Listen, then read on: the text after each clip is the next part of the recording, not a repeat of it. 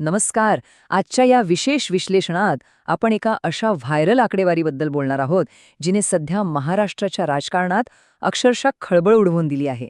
हा विषय फक्त महत्त्वाचा नाही तर खूपच रंजक सुद्धा आहे. चला तर मग वेळ न घालवता थेट मुद्द्याकडे वळूया.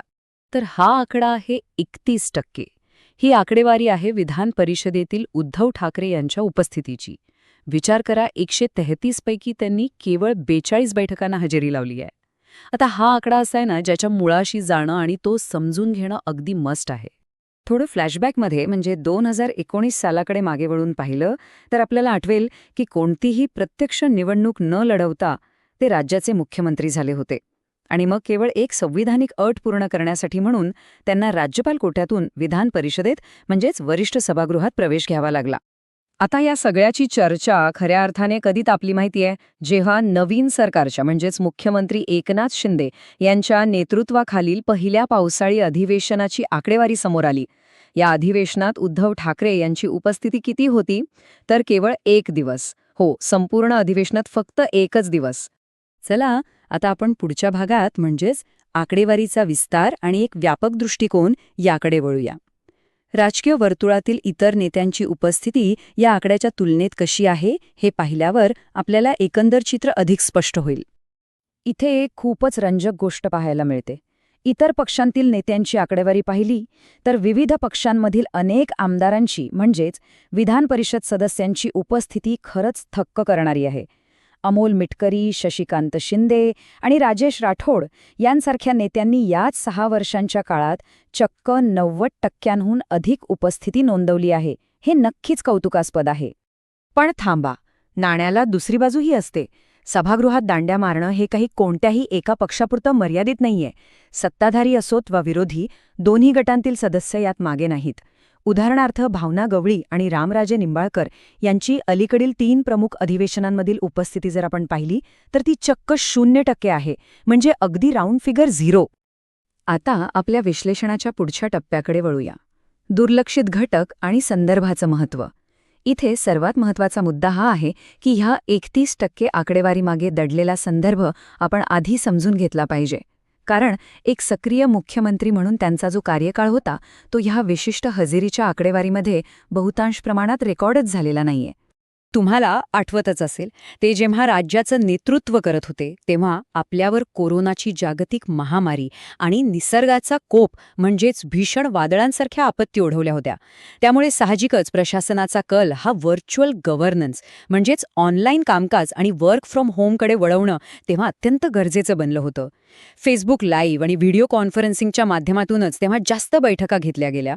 पण ऑनलाईन प्रशासनावरील हेच अवलंबित्व राजकीय विरोधकांसाठी टीकेचं मुख्य लक्ष बनलं. फेसबुकवरून सरकार चालत नाही अशी बोचरी टीका वारंवार केली गेली आणि विशेष म्हणजे त्याचे पडसाद आजतागायत आपल्याला विधानभवनात उमटताना दिसतात. यापुढचा संदर्भ समजून घेण्यासाठी आपण जून 2022च्या काळाकडे जाऊया. हा तो काळ होता जेव्हा पक्षात एक अभूतपूर्व बंड झालं होतं. या बंडामुळे साहजिकच विधिमंडळाच्या सभागृहाबाहेर राजकीय अस्तित्व टिकवणं, कायदेशीर लढाया लढणं आणि मुख्य म्हणजे पक्ष वाचवणं या गोष्टींवर दुहेरी लक्ष केंद्रित करणं त्यांच्यासाठी भाग पडलं होतं. थोडक्यात सांगायचं तर एका बाजूला पक्षाला एकत्र ठेवण्यासाठी संघर्ष करणारा पक्षप्रमुख आणि दुसऱ्या बाजूला असे कोणतेही मोठे ताणतणाव नसलेले सामान्य आमदार यांच्या उपस्थितीची जर आपण तुलना केली तर एक मोठी दरी आणि खूप वेगळा संदर्भ आपल्यासमोर उभा राहतो. आता वळूया पुढच्या भागाकडे, ज्याचं नाव आहे राजकीय चकमक. साहजिकच आमदारांच्या उपस्थितीचे हे रिपोर्ट कार्ड समोर आल्यानंतर चहू बाजूंनी अपेक्षेप्रमाणे राजकीय आरोप प्रत्यारोपांच्या फैरी झडू लागल्या. सत्ताधारी गटातील प्रतिनिधींनी, विशेषतः प्रताप सरनाईक यांनी या आकडेवारीचा अचूक वापर करून मागील सरकारच्या वर्क फ्रॉम होमच्या कार्यपद्धतीची चांगलीच खिल्ली उडवली. त्यांनी या अनुपस्थितीवरून जोरदार निशाणा साधला. दुसरीकडे बचाव करण्यासाठी संजय राऊत पुढे आले. त्यांनी हे आकडे थेट चुकीचे आणि भाजपचे आकडे ठरवून फेटाळूनच लावले. राज्याला जेव्हा खऱ्या अर्थाने गरज होती तेव्हा उपस्थिती निश्चितच दिली गेली होती यावर त्यांनी भर दिला. तर काहींनी हा संपूर्ण विषयच दुसरीकडे वळवण्याचा प्रयत्न केला. रोहित पवार यांनी राज्याच्या आकडेवारीवर लक्ष केंद्रित करण्याऐवजी थेट देशाच्या सर्वोच्च स्तरावर म्हणजेच पंतप्रधानांच्या उपस्थितीचंच ऑडिट करण्याची मागणी करून टाकली. आता या विश्लेषणाच्या अंतिम आणि सर्वात महत्त्वाच्या भागाकडे वळूया, लोकशाहीचा पाया आणि अंतिम सत्य. या राजकीय चिखलफेकीच्या आणि आरोप-प्रत्यारोपांच्या पलीकडे जाऊन विधान परिषदेचं प्रत्यक्ष नागरी कार्य आणि त्याचं महत्त्व तपासणं आपल्यासाठी अत्यंत आवश्यक आहे. बघा, एका विधान परिषद सदस्याची म्हणजेच आमदाराची मूलभूत कर्तव्य काय असतात?